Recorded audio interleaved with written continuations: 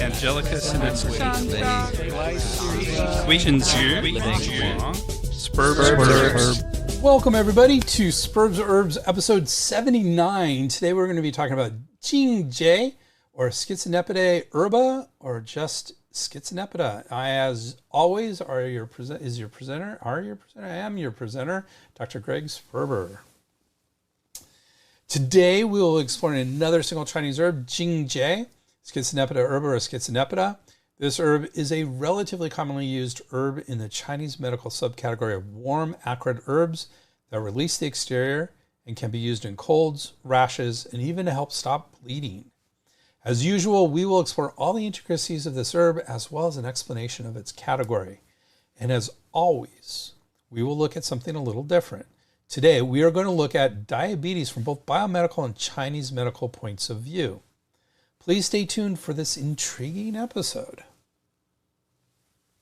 Before we get into that, I wanted to let you guys know I've been teaching for quite a while now on a wide variety of topics. If you like this podcast and want to explore more of my courses, they are available at www.integrativemedicinecouncil.org and include a ton of different topics, including my drug herb series, looking at drugs and how they interact with herbs and vice versa, several ethics and safety courses, Chinese medical research, several treatment of condition courses such as arthritis, neck and back pain, COVID and depression and anxiety, and one of my favorite courses, the Chinese Herbal First Aid Kit. And they're all at a reasonable cost to begin with, and you get an additional 20% off with the code SH20OFF. That's SH for Spurbs Herbs, 20% off, so SH20 off, and you can get 20% off anything you order. So let's talk about diabetes a little bit, and we'll see why we're talking about it. It's such an important disease.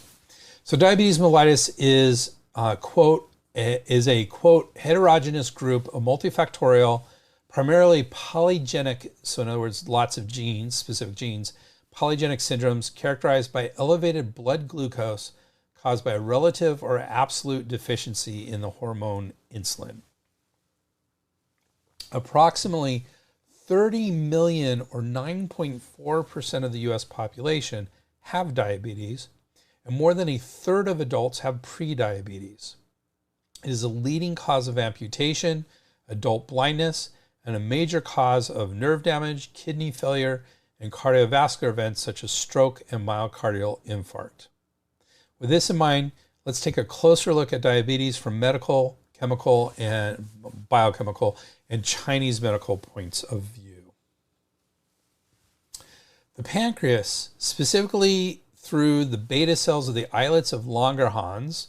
The islets of Langerhans are clusters of cells embedded in the endocrine portion of the pancreas, produce insulin, a peptide hormone. So there's two major types of hormones. Peptide hormones are made up of amino acids, and steroid hormones, which are made up of steroids, which are a chemical structure. These islets make up around 1 to 2% of pancreas cells. Those are the islets of Langerhans. Insulin is anabolic, meaning it builds things in the body, specifically glycogen, which is how we store glucose in certain parts of the body, and triacylglycerol or TAG, TAG, which is how we store fats in the body, and various proteins. It is comprised of 2 amino acid chains, an A chain with 21 amino acids, and a B chain with 30 amino acids. Insulin is produced, as most proteins, by transcription of DNA into messenger RNA in the nucleus, which is translated by ribosomes in the cytosol, or the cell inside the cell, into 2 inactive polypeptide precursors, pre-proinsulin and proinsulin. These 2 precursors are cleaved in the Golgi bodies to form both the A and B chains, as well as a third C peptide, which is important for proper folding of insulin. From the Golgi, they are packaged and stored in secretory granules, which are released by exocytosis given an appropriate stimulus. So basically what happens here is you have like a little bubble, that's a secretory granule that holds a lot of the insulin. And when there's a proper stimulus, usually there's some calcium inflow or something along those lines, this little bubble or granule goes to the edge of the cell and kind of melds with the cell membrane and kind of lets the insulin out. And that process is called exocytosis. Insulin is broken down primarily in the liver and to a lesser extent in the kidneys by insulin-degrading enzymes. And this is an interesting thing. The half-life of insulin is approximately 6 minutes. We want a really short half-life. Half-life means how long does it take for half of it to be gone? And it's approximately 6 minutes. We want it to be short because basically insulin comes in when we have a big meal and we want to store all those extra nutrients. And then as soon as those nutrients are stored, we want to stop the effects of insulin. So we don't want it to have a very long half-life. So 6 minutes sounds about right for me. Insulin causes cells of the body to take in nutrients, primarily glucose, promotes their storage, and inhibits their release and mobilization. During carbohydrate metabolism in the liver and muscle, insulin increases glycogen synthesis. This is a glucose storage molecule. In muscle and adipose tissues, the number of glucose transporters are increased in the cell membrane. So these glucose transporters bring glucose into the cell. So having more of them means more glucose goes into the cell. In the liver, it also inhibits glycogenolysis, which is the breakdown of glycogen back into glucose. We don't want more glucose. We got plenty of it. So it inhibits that glycogenolysis and inhibits gluconeogenesis, which is basically forming glucose from constituents. And again, we don't want any more glucose. So we don't want any glycogenolysis or gluconeogenesis happening. And both of these decrease the production of glucose. These effects cause glucose levels in the blood to decrease, which is what we want after insulin is released. During lipid metabolism, insulin inhibits lipase, which is an enzyme that breaks down or releases that tag, so releases fatty acids from the adipose tissues.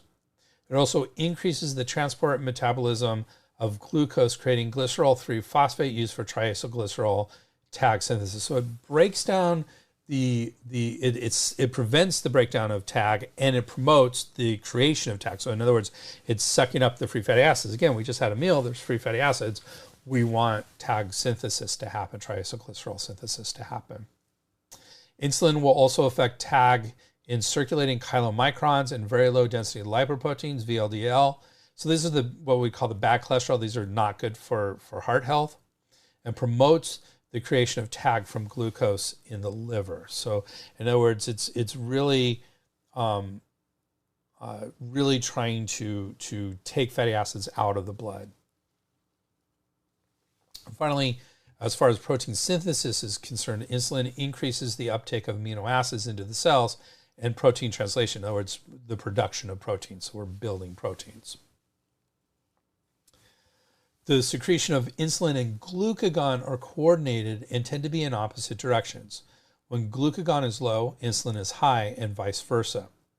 They are coordinated to maintain blood glucose levels between 70 to 140 milligrams per deciliter, or 3.9, is it decadeciliter, or 3.9 to 7.8 millimoles per liter.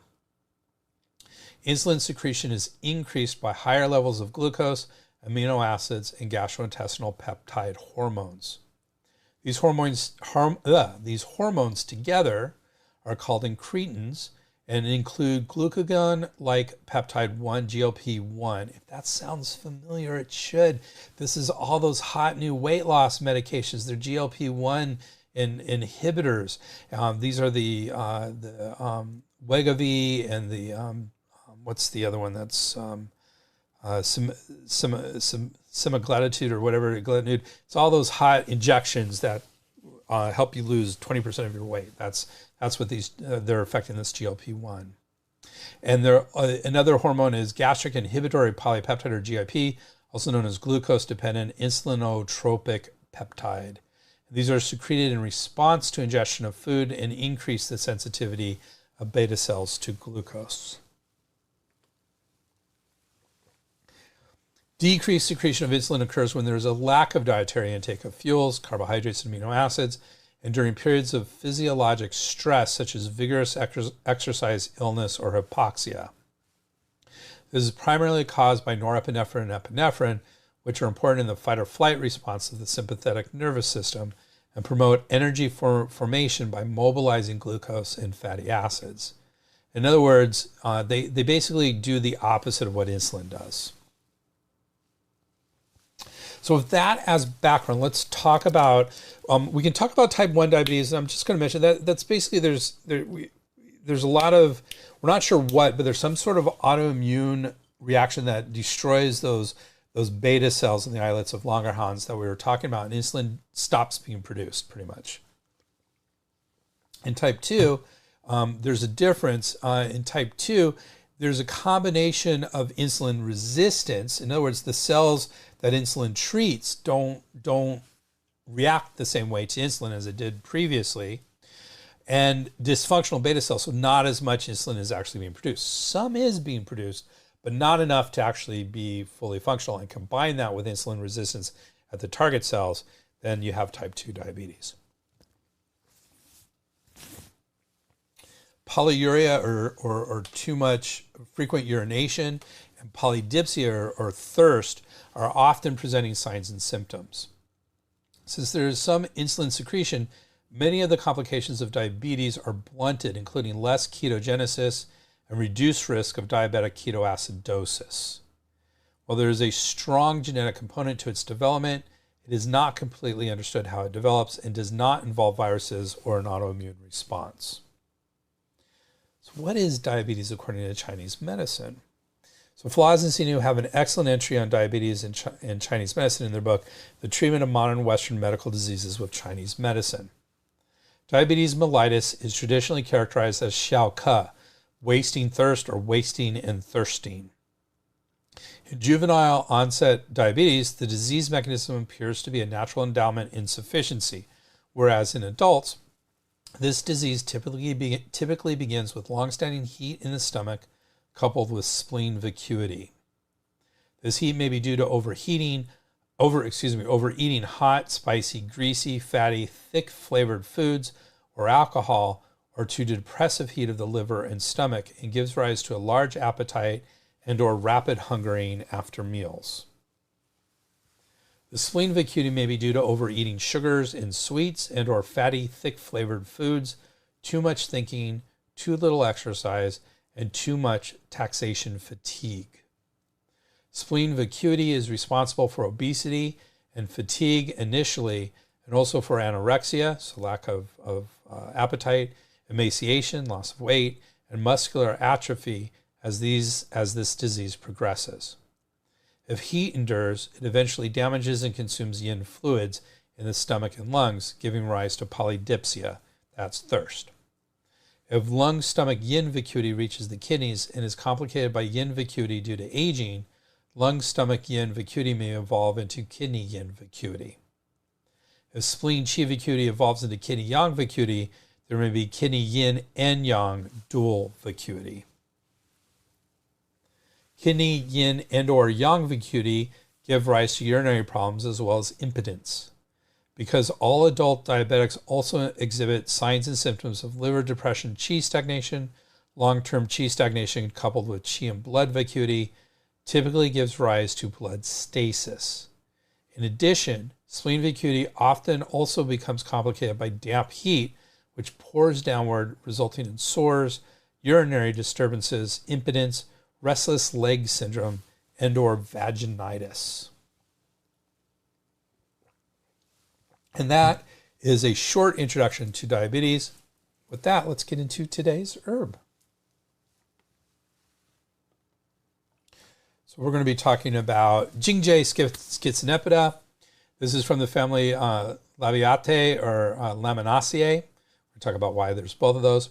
Standard species is Schizonepeta tenuifolia Brick, B-R-I-Q. That's the botanist who classified it. The medicinal part is the whole herb, though we're going to talk about individual parts as we go along here. Other names for this include Japanese catnip, hairy sage, Japanese mint, Nepeta multifida, Nepeta tenuifolia, Schizonepeta multifida, tenuifolia, just tenuifolia, Shuming or mousewater chestnut, Jiasu, Silengan Hao, Jing Jie, Jing Jie, and in Japanese, Keigai, Keigai. I don't know how to pronounce Japanese, or Korean, which is Hyongai, Hyonggae.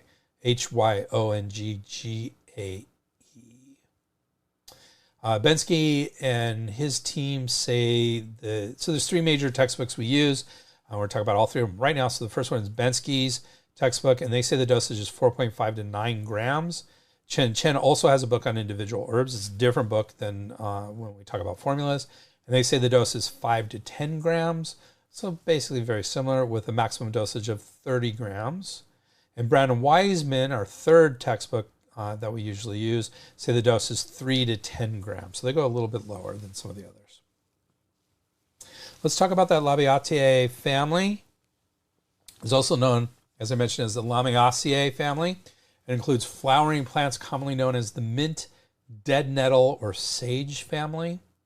Generally, Lamiaceae is no N in it. Lamiaceae is considered the more correct name, though Labiatae is a correct alternative. These include many aromatic, this whole family includes many aromatic culinary and medicinal herbs, including basil, mint, rosemary, sage, savory, marjoram, oregano, hyssop, thyme, lavender, salvia, catnip, oriental motherwort, and perilla. All those. It's a very useful family. There are approximately 236 genera and up to 7,500 species, and the flowers are usually bisexual. Category is, according to Bensky, it puts this herb in the warm, acrid herbs that release the exterior subcategory under herbs that release the exterior. Chen and Chen say it is in the wind-cold releasing herbs subcategory of exterior releasing herbs, and Brown and Wiseman say it is a warm, acrid, exterior resolving medicinal under the exterior resolving medicinals category. In other words, these all say pretty much the same thing, just slightly different translations of the words, individual words. All three of our sources say it is acrid or spicy and slightly warm and enters the lung and liver channels. And by the way, all three of our sources saying the exact same thing on these is kind of a rarity. There's usually a little bit of a difference between the three books. So the fact that they all agree on this is quite an interesting piece of information. So let's talk about the history. I love it when our two major texts that mention the history of an herb disagree. Here the discrepancy seems relatively easy to resolve. Bensky and their team say this herb was first mentioned in Wu Pu's Materia Medica, or the Wu Pu Ben Cao, written during the Three Kingdoms period, which lasted from 220 to 280 CE.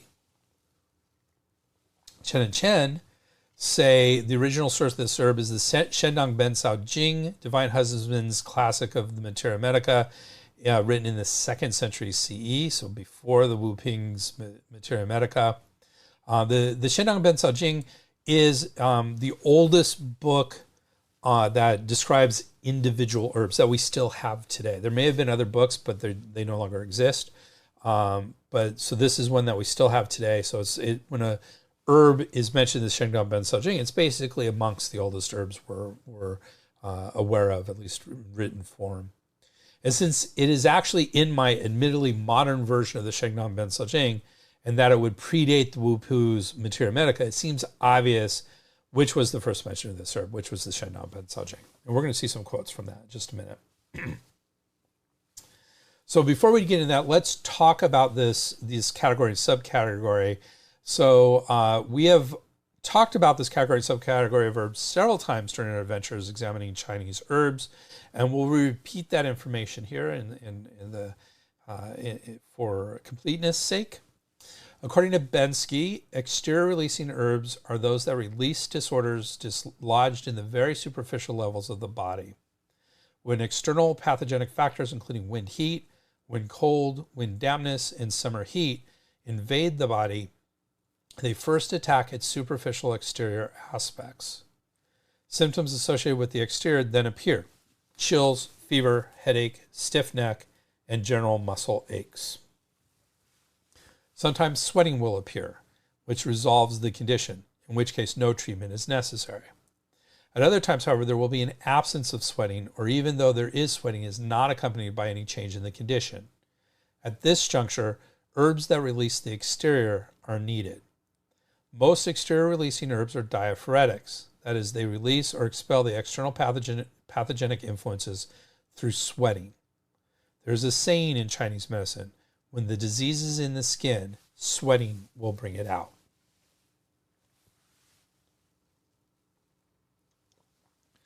When a disease progresses slightly further into the body, it is said to lodge in the muscle layer. The clinical presentation then includes fever, general body aches, and profuse sweating. At this stage, especially when the patient has sweated without any beneficial change in their condition, it is appropriate to use the subset of herbs that release the muscle layer. The most prominent member of this group is Cinnamomum ramulus guai-zhi, which is cinnamon twig. Some of the herbs that release the exterior have additional functions, stopping coughs and wheezing, controlling pain or spasms, and preventing rashes such as measles. We're going to see that our herb today does some of those. So that's the category of herbs that release the exterior. Let's get into the subcategory of warm acrid herbs that release the exterior, where our herb resides. So they continue, Bensky and his team continue to discuss the subcategory of warm acrid herbs that release the exterior. Herbs that release the exterior can be further divided by character and function into warm, acrid, and cool acrid classes. The warm acrid herbs dispel wind cold and are used for exterior disorders when the fever is mild, the chills severe, and there are other signs and symptoms of wind cold, including headache, body and neck pains, and absence of thirst. So that's the categories that our herb today is in, Jing Jie is in. Let's talk about good quality Jing Jie. So Bensky and his team say good quality consists of light green, long and dense spikes with a strong aromatic fragrance. I have this other textbook that I love called The Chinese Medicinal Identification, an illustrated approach by Zhao and Chen. It says Jing Jie generally have a square rod shape with branching at the upper portion. Externally, pale yellowish green or pale purplish red with a light brittle texture and an aromatic odor.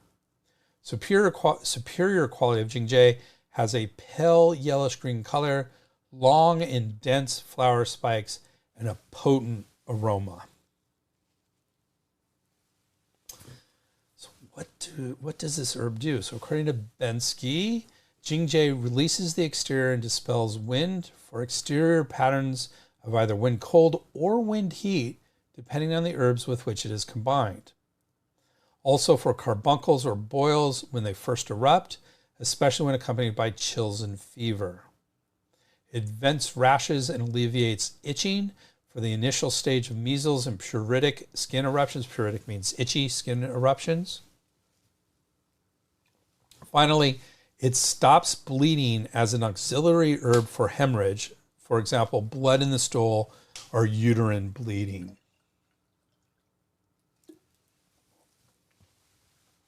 Chen and Chen say it releases the exterior and dispels wind. It can be used for both wind cold and wind heat and is rather mild in action. It is acrid, yet not damaging to the yin. It is warm, but not drying. It also dispels wind and releases muscle spasms, used to treat postpartum spasms, trismus, and muscle cramps and spasms. Trismus is a spasm of the jaw muscles causing the mouth to remain tightly closed, such as in tetanus. Additionally, it dispels wind, vents rashes, and alleviates itching. And finally, it stops bleeding from various causes. Brandon Wiseman say it dispels wind and resolves the exterior, outthrusts papules and relieves itching. Papules are basically raised sores, raised rashes. So outthrusts papules and relieves itching, disperses sores, and stanches bleeding. And the Divine Farmers Materia Medica, that's that Shenang Bensao Jing that this originally was found, says this is a middle class herb. So the Divine Farmers Materia Medica It kind of breaks down herbs into superior, middle, and inferior class herbs. Superior class should be taken regularly to lighten and to help health and the body. Middle class herbs should be taken readily when there's a disease process. And inferior herbs should only be used when necessary, to combat a disease for a short period of time. So Divine Farmers Materia Medica says this middle class herb is acrid and warm. It mainly treats cold and heat, mouth fistulas, scrofulas, and sores. It breaks bound and gathered qi, precipitates blood stasis, and eliminates damp impediments. So, quite a bit different than what we would use it for modern, which we often see with the Shenan Bencao Jing. And finally, Chinese medicinal identification illustrated approach usually has one sentence or two on the actions of the herb. And they say, Zhao and Chen say, it resolves the exterior, disperses wind, and vents rashes. So there are several preparations, and Bensky, as usual, has a good discussion of those. First preparation is Schizonepeta spikes, or Jing Jie sui, or Schizonepeta spica would be the Latin for that. Spikes are much more aromatic and potent in effect than the entire aerial parts, which include both stalks and spikes. That's our normal herb. Ancient formulas specifically called for the spikes in order to disperse wind from the head and face. For example, the formula Schizonepeta and Sapashnikovo powder to overcome pathogenic influences, Jingfeng Baidusan, combines Schizonepeta spikes with other wind-dispersing herbs to treat chills, fever, and aching of the head and body. Likewise, the Grand Materia Medica, or the Bencao Gongmu, written in 1590, notes that the spikes can be taken alone as a powder with wine to treat all disorders of the head and eyes, dry blood consumption, pathogenic wind, headache, vertigo, and dizziness. Another form of this is dry fried Schizonepeta, or Chao Jing Jie. Brief frying over a medium flame will moderate the exterior releasing action of Schizonepeta, which is preferred in those patients who are already sweating and who may otherwise still need to use this herb. And finally, we have charred Schizonepeta, called Jing Jie Tan, also called Hei Jing Jie, basically means black Jing Jie, Jing Jie Sui Tan, and Jie Sui Tan. Frying the herb over a hot flame or baking at 210 degrees Celsius until it turns black, but without destroying its normal shape, will encourage the herb to enter the blood level and exercise its ability to regulate the blood and stop bleeding. In rectification of the meaning of Materia Medica, the Bencao Zhang, written in 1624, Zhang Shanlei notes that this herb, fried black, has already lost its light, ascending, spreading, and dispersing qualities. Because blackness can enter the blood, it can stop the chaotic movement of blood. Chen Chen says Jing Sui, or floss Schizonepeta, the flower, treats wind invasion affecting the head. By comparison, Jing Jie, Herba Schizonepeta, the aerial part of the plant, treats wind invasion throughout the body. Brandon Wiseman adds, it should not be decocted for long. Use raw to effuse the exterior and outthrust papules and to disperse sores. Use stir-fried or char-fried to stanch bleeding. So they add in char-fried, Bensky said char-fried is good for stopping bleeding. They add in stir-fried is also good for stopping bleeding. That's what Brandon Wiseman do. So what does this herb do in Western terms? The PDR for herbal medicines does not have an entry for this herb. WebMD says it is used for common cold, fever, sore throat, pain, eczema, atopic dermatitis, psoriasis, many other conditions, but there's no good scientific evidence to support these uses. WebMD, I think, properly is a little conservative in what they say is appropriate uses. I mean, is the science, good science or not, behind these, so not surprising. As usual, Bensky has an excellent commentary on this herb, Bensky and his team.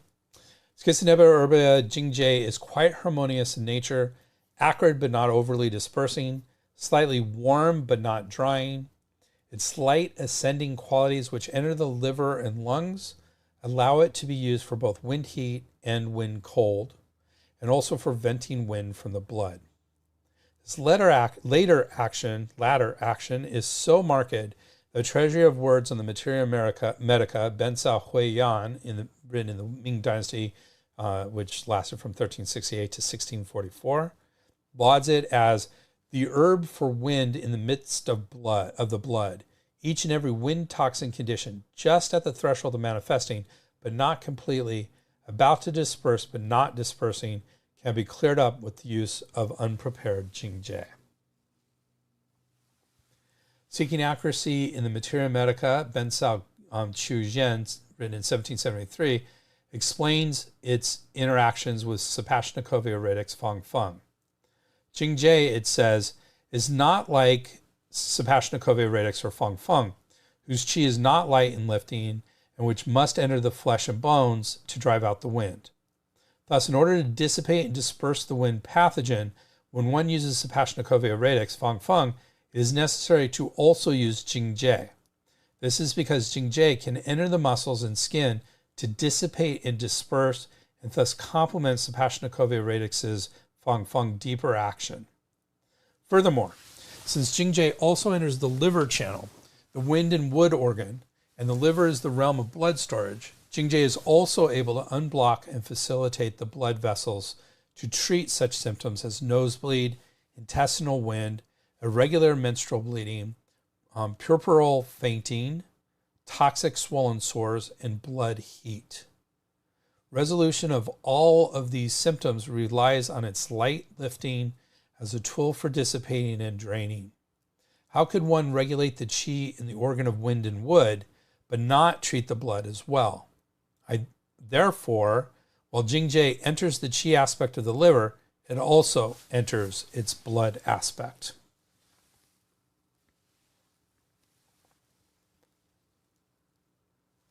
And that's it, basically, on commentary for this herb.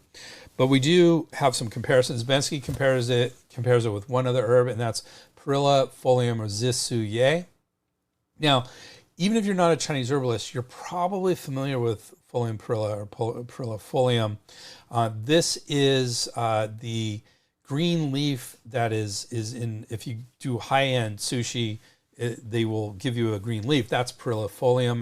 But one of its functions is to help with seafood poisoning. So that's why it's used a lot with sushi.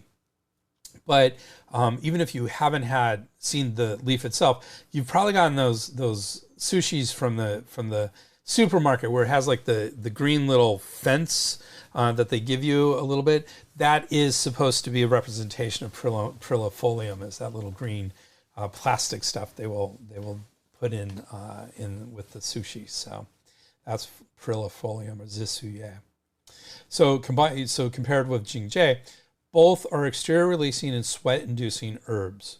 But while Perilla folium Zisuye disperses wind cold, Jing Jie is both stronger at dispelling wind and can also be used for either wind cold or wind heat. Perilla folium's Zisuye other actions make it the herb of choice for treating wind cold when there are middle burner issues, qi stagnation, or pregnancy. Jing Jie also acts to disperse wind heat from the blood and relieve spasms. Let's talk about some combinations. Bensky and his team combines the herb with 3 others. First one is Angelica sinensis radix or Dongui. Angelica sinensis radix Dongui harmonizes the blood by tonifying and moving it. Jing Jie expels wind from the blood. In its charred form, it regulates blood flow and stops bleeding. Treasury of Words on the Materia Medica notes, for any pattern of bleeding, if it tends to stop and start, seeming to flow but not properly, then charred Jing Jie can be used to stop it. When used together, each of these herbs complements the other such that the blood is nourished and regulated, wind is expelled from the blood, and the bleeding is stopped. This is appropriate and very effective for conditions such as intestinal wind with bleeding from the rectum. One ancient emergency formula listed in fine formulas for women are Fu Ren Liang Feng, written in 1237, for postpartum collapse and coma, called concurrent powder, or Jiao Jia San, instructed that the two herbs be powdered, then decocted with some wine added before administration. This combination is now frequently used for wind resulting from blood deficiency with such symptoms as tremors of the hands and feet or itching of the skin. So another combination is with saprophylla or huai hua. That's Huai, hua meaning flower, Hua. And saprophylla huai hua is bitter and slightly cold, with a specific function of cooling the blood and stopping bleeding, particularly in the bowels. When the two herbs are used together, the hemostatic or blood stopping action of charred Schizonepeta Herba Jing Jie is led into the intestines by saprophylla huai hua, where it supplements the hemostatic action of saprophylla huai hua. While this pair of herbs is strong enough to be used as a two-herb formula for rectal bleeding from intestinal wind or hemorrhoids, the effects are even better if combined with Aranti fructus jurica and Platycati cacumen or Cibaya. This is the formula Saphora flower powder or Huai Hua San. If one's primary purpose is to cool the heat in the blood to treat the root, use unprepared Saprophylla immaturis or Huai Mi. On the other hand, if the focus is on quickly stopping the bleeding to address the branch, use the charred form. And finally, our third combination is with Fazioli semen or Chirxiao Do. An ancient adage says that all painful itchy sores pertain to the heart. Fazioli semen or Chirxiao Do enters the heart, cooling and clearing heat toxin, promoting blood flow, and treating sores. Effective medical formulas arranged by category observes that Faziola semen Chirxiao Do treats all abscesses, sores, and reddened swellings, regardless of the severity. Just mix with water and apply topically. All are cured. Schizonepeta spica Jing Jie Sui is light and raising in nature. It clears wind from the blood and treats itchy skin. Together, these herbs complement to clear heat and promote the flow of blood, resolve toxicity, expel wind, reduce rashes, and alleviate itching. The combination is often used in the treatment of itchy wind rash and swollen toxic sores. It can be decocted and taken internally or powdered, mixed with egg white, and applied externally. Contents. So according to Bensky and his team, the contents of this herb include triterpene saponin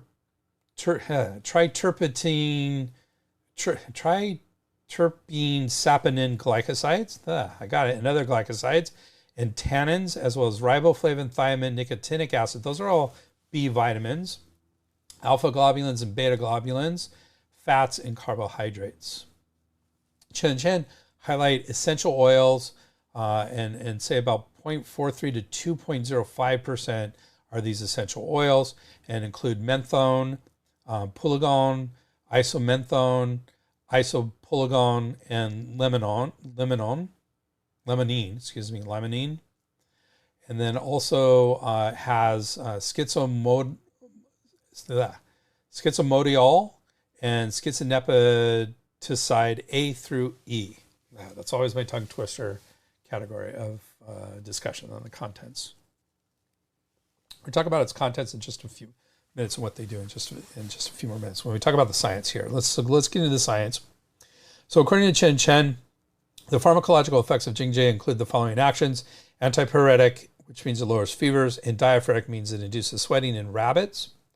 Antibiotic and analgesic, so it helps pain in vitro, so not in animals. Hemostatic, so stops bleeding in mice and rabbits. And the volatile oils can cause bronchodilation, treating wheezing and dyspnea.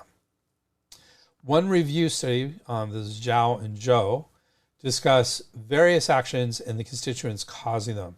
So it's antipyretic from nepentolactone, a terpenoid compound. It's antioxidant from phenolics, flavonoids, and anthocyanin. It's anti-inflammatory, ab irritation, in other words, it's against irritation, and anti-tumor from volatile oils.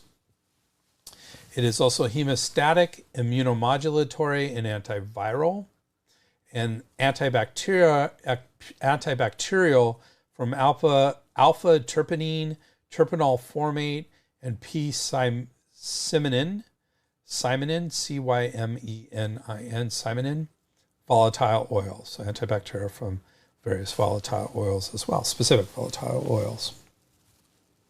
That was a good study that did an overview on that, so that's why I want to make sure I got it in here. Let's talk about drug-herb interactions. In general, literature search did not find any potential drug-herb interactions with this herb, and I did it a lot. I really tried to find it. But having said that, there was one study that showed that one constituent of this herb, the volatile oil schizonepetae, may affect cytochrome P453A1 and 2/2, 1A2, 2E1, and 2D6. So when this occurs, when I see, and there's lots of studies for this, and generally I don't include them as cautionary tales because it's one constituent out of hundreds. Now, schizonepetae, just by the name, because this is Schizonepetae, is the herb.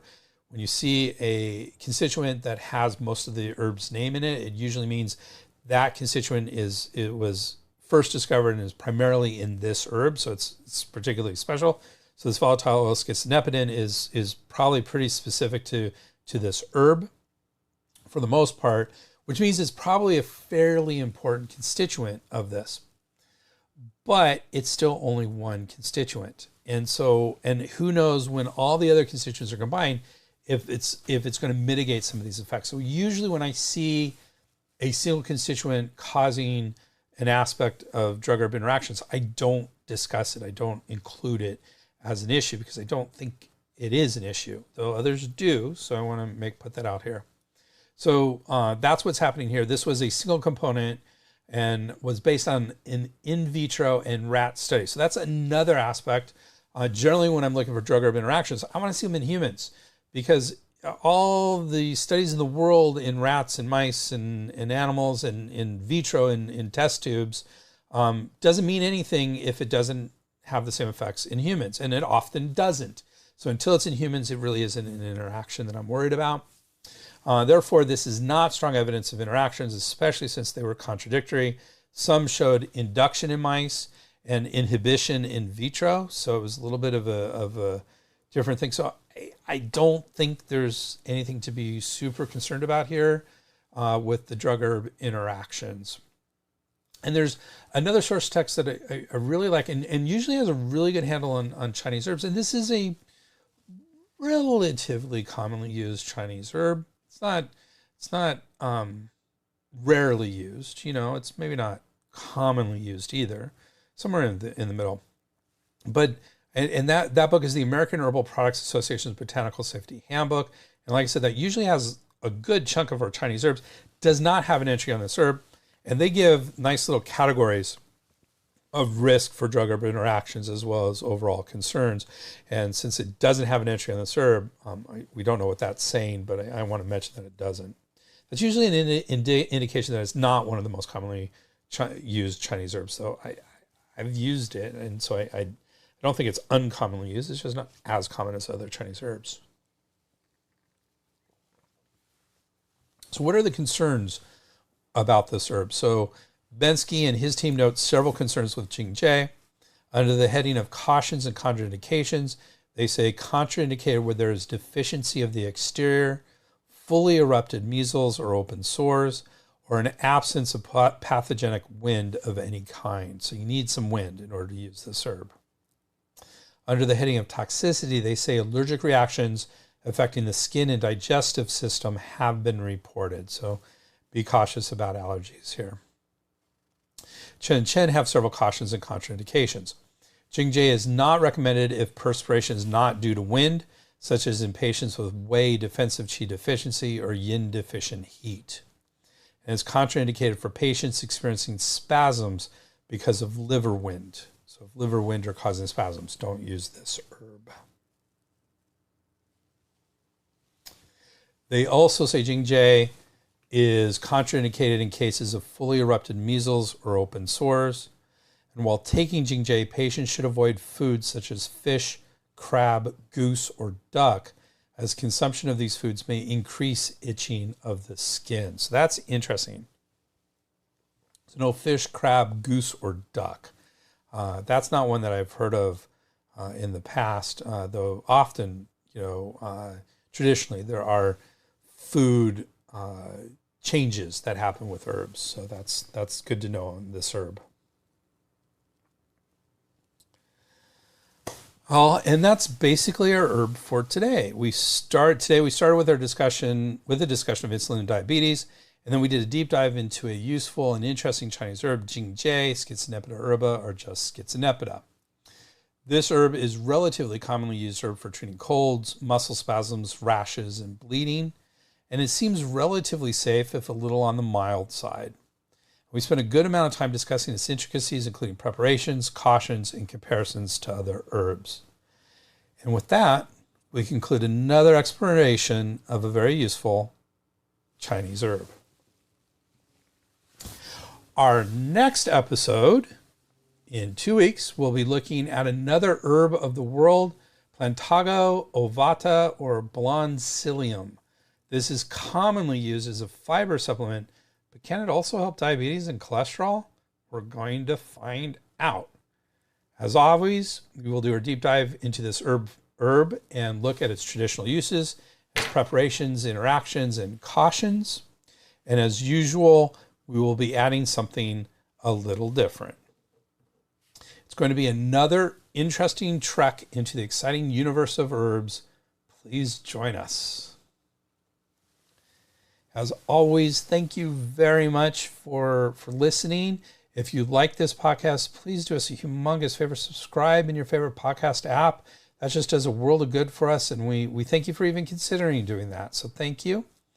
And you can get this course, as well as many others, as CEUs and continuing education units, and National Certification Commission of Acupuncture and Oriental Medicine professional development activities at www.integrativemedicinecouncil.org. That's Integrative Medicine Council, COUNCIL.org. And you can use that coupon that we talked about at the beginning to get 20% off. That's SH for Spurbs Herbs, SH 20 off. And you get 20% off everything you want with that. And you can always get in touch with me at Dr. Greg at spurbsherbs.com or at our website, www.spurbsherbs.com. Thank you very much, and I really appreciate it. And as usual, we have extensive bibliography. Thank you. Spurbs Herbs. The proceeding was presented by Dr. Greg Sperber. We would like to thank Janelle for all her support and everybody else who contributed to this program. Janelle. Timothy Dobbins. Rogers. Campbell.